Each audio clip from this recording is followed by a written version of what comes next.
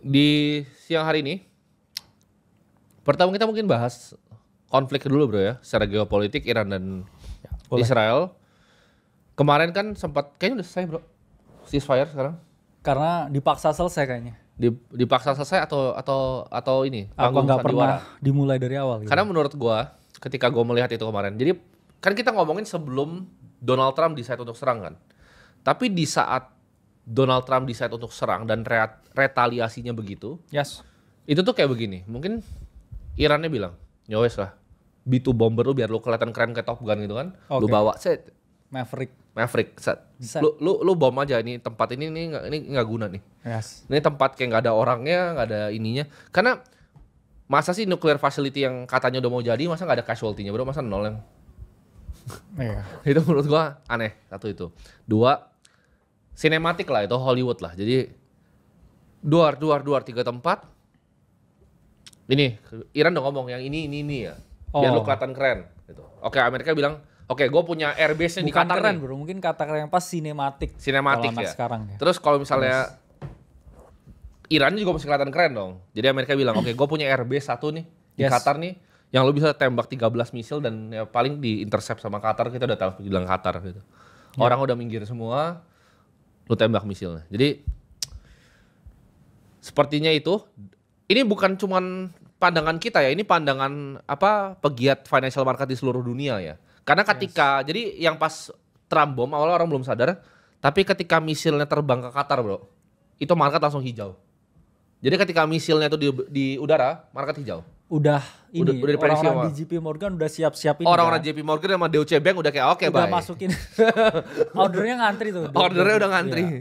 Mereka langsung kayak oke ini sandiwara langsung bye. Jadi Yes. ketika market hijau, artinya para pelaku pasar udah decide bahwa ya nggak ada. Dan biasanya Nothing pelaku happen. pasar paling bener loh, biasanya. Ya karena kan market Presidensial juga menang. nggak pernah salah dan kalau market salah ya balik ke aturan satu ya, nggak Betul. pernah salah lagi. Market itu tidak pernah salah. Jadi kalau kita lihat sekarang, mungkin kita boleh bahas dikit kali bro dari S&P 500 Oke. ya. Coba kita lihat. Oke ya, jadi menarik ya 2 Ya. minggu ini volatility karena kita kan udah ngomong juga ya di Instagram lah di Ya.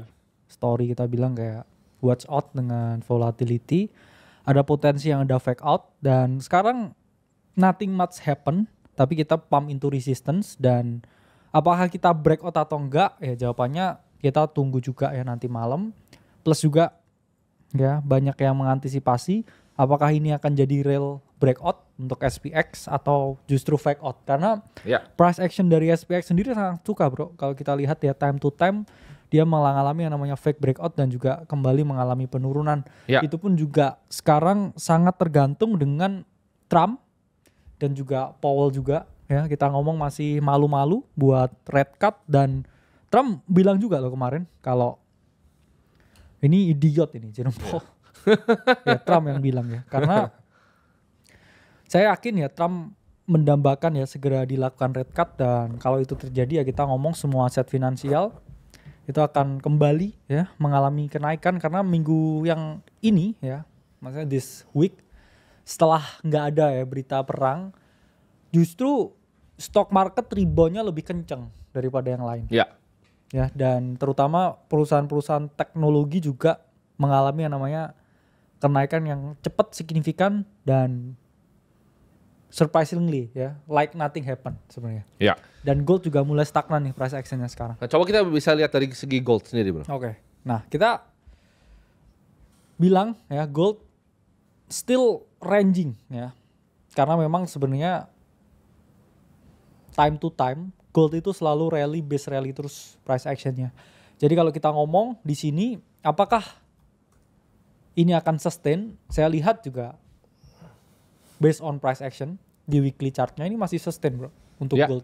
Ya kita ngomong setiap kali ya gold ini melakukan yang namanya technical correction di 13 EMA, dia kembali terus ya mengalami kenaikan over and over again. Jadi I think ya this gonna be